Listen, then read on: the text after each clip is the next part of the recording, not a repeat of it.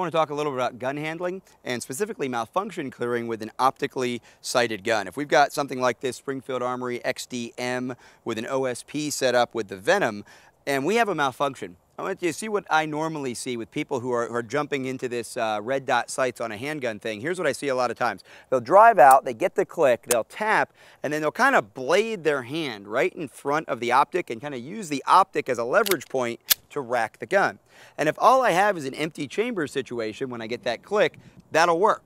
If I have a different kind of malfunction, obviously some people don't like any malfunctions whatsoever. I think we may get rained on here pretty soon.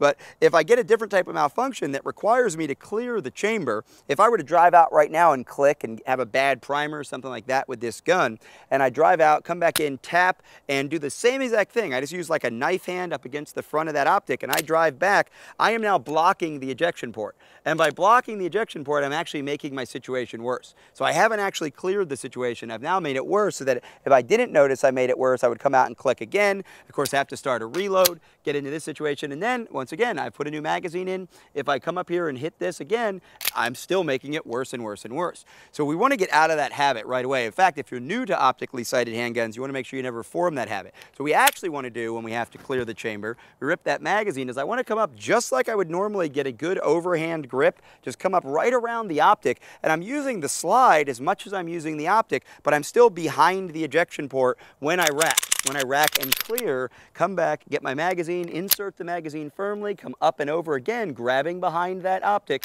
pulling and releasing. So I'm grabbing here underneath the optic. Sure, I happen to grab a little bit of it, but I'm not using it as a leverage point. Not only do I not want to use it as a leverage point because I'm blocking the ejection port, I also want to be sure I'm not always touching the front of that lens, obscuring it, getting my oil on there from my hand, sweat from my hand, then dust gets on there. Obviously, there's a lot of dust that's coming out of the ejection port. Pretty soon, I can't use my optic because I've clouded it. So we want to try to keep that as clean as we can. We want to try to keep the ejection port as open as we can, and whenever we're running the gun, whether it has an optic or not, make sure we're grabbing that slide in an overhand manner behind the ejection port so that anything that needs to come out of there can easily and cleanly as quickly as possible.